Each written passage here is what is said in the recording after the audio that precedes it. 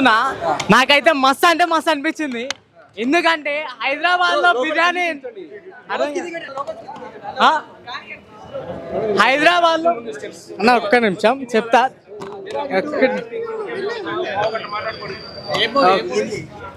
అన్న ఇప్పుడే మెకానిక్ రాకి సినిమా చూసా, విశ్వక్సేన్ అన్న హిట్ కొట్టిండు. హైదరాబాద్ లో బిర్యానీ ఎంత ఫేమస్, విశ్వక్సేన్ అన్న కూడా అంతే ఫేమస్. అయితే సినిమా హిట్. ఎందుకు హిట్ అంటే ఒక మిడిల్ క్లాస్ అని ఆశ అవసరం, అదే అదే ఏది ఆశ అవసరం మిడిల్ క్లాస్ వాడిని ఎంచుకొని ఎట్లయితే ట్రాప్ చేస్తుండ్రో అదే మిడిల్ క్లాస్ వాడు తిరగబడితే ఎట్లుంటుందో సినిమాతో చూపించిండు. విశ్వక్సేన్ అన్న నీ యాక్టింగ్ అయితే తోపుంది. ఇక మీనాక్షి గురించి చెప్తే పాపం ఆమెకు అన్ని ఏ సినిమాలు వస్తున్నాయంటే ఒక బాధ్యత గల సినిమాలు వస్తున్నాయి. ఒక బాధ్యత అంటేనే ఆమె గుర్తొచ్చేటట్టుంది సినిమాకు, అట్లుంది. ఇక మ్యూజిక్ అయితే బాగుందన్న. ఓవరాల్ గా సినిమా అయితే సూపర్ హిట్. Thank you. బాగుందన్న అంటే ఇది సినిమా వచ్చేసి సైబర్ ఫ్రాడ్స్ ఎట్లా జరుగుతున్న దాని మీద చేశారన్న. కామెడీ బాగుంది, హర్ష కామెడీ బాగుంది. అయితే మెకానిక్ క్యారెక్టర్ చేస్తాడు, బాగుందన్న. సాంగ్స్ అన్ని మంచిగా ఉన్నాయి. హీరోయిన్ బాగుంది, అంత ట్విస్టులు మంచిగా ఉన్నాయి. అంటే మెకానికల్ రాకీ అని పెట్టారు. మెకానికల్ రాకీ అంటే ఇప్పుడు బీటెక్ కదన్న, బీటెక్ గ్రాడ్యుయేట్ అవ్వలేదు. సో వాళ్ళ నాన్న మెకానిక్ షెడ్ని ఇతను తీసుకొని చేస్తూ ఉంటాడు. వాళ్ళ ఫ్రెండ్కి జరిగిన అన్యాయాన్ని సైబర్ ఫ్రాడ్తో ఇతను మళ్ళీ దాన్నే ఫ్రాడ్ చేసి వాళ్ళని ట్రాప్ చేసి చేస్తాడు. మూవీలో ప్లస్ అంటే ఏం చెప్తారు, మైనస్ అంటే? ప్లస్ అంటే అవే అన్న, ఈ విశ్వక్సేన్ యాక్టింగ్ ఒకటేను, హీరోయిన్ యాక్టింగ్, సైబర్ ఫ్రాడ్ గురించి చెప్తారన్న, అది ఒకటే మంచిగా అనిపించింది. మైనస్ అన్నీ బాగానే ఉంటాయి, కాకపోతే యాక్షన్ కొంచెం తక్కువ ఉంటుంది. ఫస్ట్ హాఫ్ కొంచెం ల్యాగ్ ఉంది. ఫస్ట్ హాఫ్ ల్యాగ్ అంటే కొంచెం స్టోరీ టెల్లింగ్లో ల్యాగ్ ఉంది, తర్వాత మంచిగా బాగుంది. సెకండ్ హాఫ్ మొత్తం బాగుంది. హిట్ అంటారా విశ్వక్సేన్? హిట్ ఫైనల్ రేటింగ్ ఎంత? 4.5. Thank you. అంటే అదే అన్న సాంగ్స్ మీరు ఓకే, నాకు మీరు అందరూ అడిగారు, నాకు అర్థమవుతుంది ఏంది అంటే. ఏంటంటే అదే సినిమా ఇండియన్ సినిమా రిలీజ్ అయింది కదా, ఎందుకు ఈ సినిమా ఒక్కదానికి ఎందుకు వెళ్ళాలంటే సినిమాలో మెసేజ్ ఉంది, సీరియస్గా మెసేజ్ ఉంది. ఆ మెసేజ్ కోసమే వెళ్ళొచ్చు. సెకండ్ హాఫ్లో నిజంగా ట్విస్ట్ రివీల్ అవుతాయి. దానికోసం ఇట్లా ఫస్ట్ హాఫ్ బోరింగ్ ఉంది, లైట్ ఉంది అట్లా కాదు.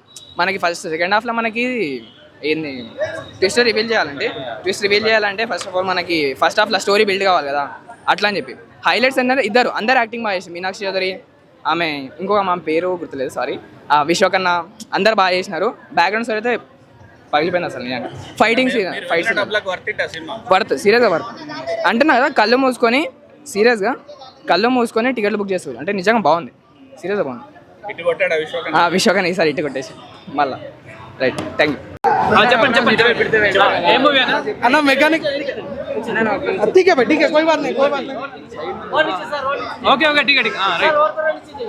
అవి తోడాలి కొంచెం రండి భయ్, అలా కూడా ఇబ్బంది పెట్టుకోదు మనం. భయ మెకానిక్ రాకీ మూవీకి అయితే వచ్చాను. విశ్వక్సేన్ గారి యాక్టింగ్ అయితే సూపర్ భయ్య. మనము ఈ మధ్య చూసుకోవచ్చు, సునీల్ గారు ఎక్కడ చూసినా నెగిటివ్ రోల్స్ ఎక్కువ చేస్తున్నారు.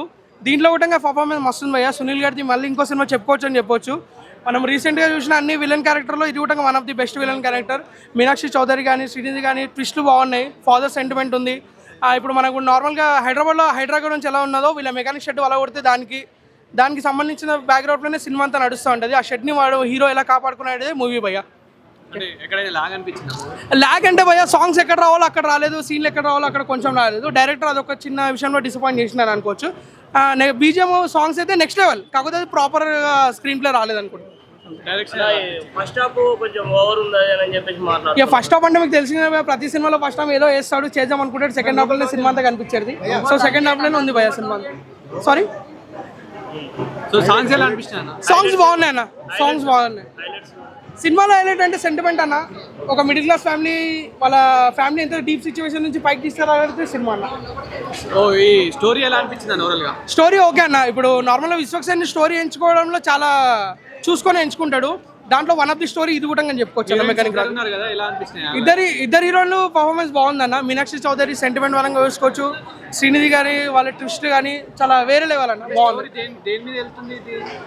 అదే అన్న, వాళ్ళ ఫ్యామిలీ మెంబర్స్ ప్రాబ్లంలో పడితే వీడు పైకి ఎలా తీసుకొచ్చింది అనేది స్టోరీ అన్న. వాళ్ళ గ్యారేజ్ ఎవడైతే మనం హైదరాబాద్లో ఇప్పుడు చూస్తున్నామో హైదరాబాద్లో ఎక్కడైనా సరే హైదరాబాద్ ఇస్తున్నారు కదా, సో అట్లా గ్యారేజ్ వలగొట్టినప్పుడు గ్యారేజ్ మనం కాపాడుకోవడానికి ఏం చేద్దామని అన్ని రకాల ప్రయత్నాలు విశ్వక్సేన్ చేస్తాడు భయ్య. ఓవరాల్ రేటింగ్ ఎంత ఇస్తారన్న?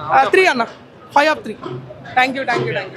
ఇప్పుడు కేఏ సినిమాకి కిరణ్ అబ్బవరం ఇచ్చారు ఒక స్పీచ్. అదేంటంటే కొంచెం సింపతి వర్కౌట్ అయ్యేలా, ఓకే సినిమా కంటెంట్ బాగాలేకపోయినా సరే ఒక ఆడియన్స్, జనరల్ ఆడియన్స్ థియేటర్కి వెళ్ళి చూసేలా ఉంటుంది. సో ఆ లెవెల్లో ఉంటే పర్లేదు. కానీ ఇక్కడ ఏంటంటే నేను నచ్చబోతున్న సినిమాలు చూడను, నచ్చలేదని చెప్పండి సినిమాకి వెళ్ళొద్దు, ఆ లెవెల్లో చేస్తుంటే చూసేవాడికి కొంచెం అది చేసినట్టు అనిపించింది. కొంచెం ఇంట్రెస్ట్ ఉన్నవాడు కూడా సినిమాకి రాకుండా ఉంటాడు. అలాంటి కొంచెం ఓవరాక్షన్ తగ్గించుకొని మాట్లాడితే బాగుంటుంది. సోలో బయట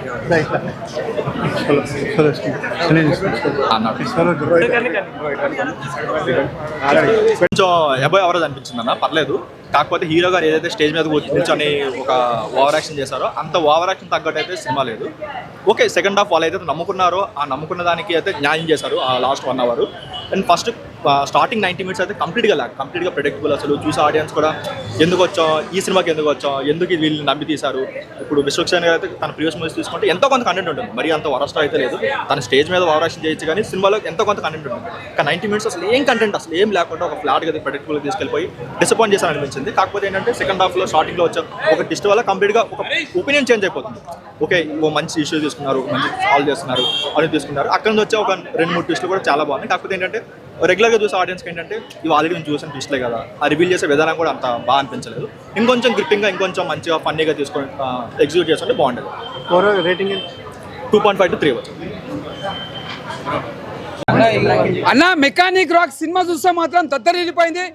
రియల్ లైఫ్లో కూడా మంచిగా మెకానిక్ ఎలా చేయాలో విశ్వక్సేన్ చూపించిండు. అంటే మెకానిక్ సినిమా టైటిల్ తగ్గట్టు కూడా అలానే ఉంది. ఎందుకంటే ఎంతోమంది నమ్మించి మోసపోయేటోళ్ళు చాలా మంది ఉన్నారు. ఒక ఇండస్ట్రీ కానీ, ఒక జాబ్ కోసం అనేది, ఒక గవర్నమెంట్ ఎంప్లాయ్ కోసం కానీ ఎంతోమంది ట్రాక్ చేసి మోసం చేస్తారు. చదువుకున్న వాళ్ళని, చదువు రాని వాళ్ళని కూడా అన్నట్టు సినిమా తీసిండు. అంటే చాలా మందికి ఏంటంటే సినిమా ఫస్ట్ హాఫ్ అంతా ఒక లవ్ స్టోరీ, ఒక కామెడీ తీసుకోవాలి. సెకండ్ హాఫ్ మాత్రం ఒక మెసేజ్ సినిమానా. ఎందుకంటే ఇలాంటివి మనం జాగ్రత్త పడాలి. ఎందుకంటే నమ్మించి మోసం చేసే చాలా మంది ట్రాక్ చేస్తారు. హీరోయిన్ వాళ్ళన్నా ఒక క్రికెట్ ప్లేయర్ కావాలని ఎంతో ఆశపడతాడైనా, ఆశపడినది ఏం చేస్తాడు, ఇన్సూరెన్స్ వల్ల నీకు ఇంకా డబ్బులు ఎక్కువ వస్తాయని మోసం చేసి అన్నట్టు తీసిన సినిమా. ఇది ఒక మంచి బ్లాక్ బస్టర్ మూవీ చెప్పొచ్చు. ఎక్కడ కూడా బోరింగ్ లేదు. రియల్ లైఫ్లో కూడా మీరు అందరూ జాగ్రత్త పడాలి. మెయిన్ చెప్పాలంటే చదువుకున్న వాళ్ళు, చదువు రాని వాళ్ళు ఇలాంటి సినిమా చూడాలి. ఎందుకంటే చాలా మంది ట్రాక్ చేసి చాలా మంది ఎంతోమంది డబ్బులు గుంచుతారు. ఇలాంటి జాగ్రత్త పడాలని తీసిర్రు. ఇది ఒక మెసేజ్ సినిమా. ప్రతి ఒక్క హీరోలు సినిమా చూడాలని నేను మనస్ఫూర్తి కోరుకుంటున్నా. హీరో నరేష్ గారి యాక్టింగ్, పాత యాక్టర్ నరేష్ గారి యాక్టింగ్ చాలా బాగుంది. తండ్రి క్యారెక్టర్ చేసిండు. ప్లస్ చెప్పాలంటే మళ్ళీ కూడా హీరోయిన్ యాక్టింగ్ కూడా చాలా బాగా చేసింది. ఎక్కడ కూడా బోరింగ్ లేదు. మేము చెప్పండి విశ్వక్సేన్ గారు చాలా మంది అనుకోరు సినిమా ఫస్ట్ హాఫ్ అంతా చూసిన కామెడీ ఉంది. అరే ఏం రాబోయే సినిమాలో ఏం అర్థమవుతారు. ఎప్పుడైతే హీరోయిన్ వాళ్ళ అన్న చనిపోతాడో క్రికెట్ ప్లేయర్, అప్పటి నుంచి సినిమా ఒక మెసేజ్ ఉంటుంది. వాళ్ళ అన్న ఎందుకు దొంగతనం చేస్తాడో, ఎందుకు ఆయన చనిపోతే ఎవరికి అర్థం కాదు. తర్వాత అర్థమవుతుంది. ఒక సినిమా ఎంతో నమ్మించి మోసం చేస్తారు. నేను ఈ జాబ్ ఇప్పిస్తా, ఇది చేస్తా అని చెప్పి నమ్మించి మోసం చేసి ఇంట్లో బాధ తట్టుకోలేక చనిపోతాడు. ఈ రియల్ లైఫ్లో కూడా చాలా మంది జాగ్రత్త పడాలి అని మనస్ఫూర్తి కోరుకుంటున్నా. Cinema block buster. ప్రతి ఒక్క హీరోలు చూడాలని మనస్ఫూర్తి కోరుకుంటున్నా. మెయిన్ జూనియర్ ఎన్టీఆర్ గారు, మీరు ఈ సినిమా చూడండి సార్. మీరు చాలా ఇష్టపడతారు సినిమా. ఇది మరీ చెప్తున్నాను సార్. అందరు చూడండి. ప్రతి ఒక్క హీరో చిరంజీవి గారు కానీ, బాలకృష్ణ కానీ, పవన్ కళ్యాణ్ గారు అందరు చూడండి సార్. Block buster. పేర్లు కనపడు మీరు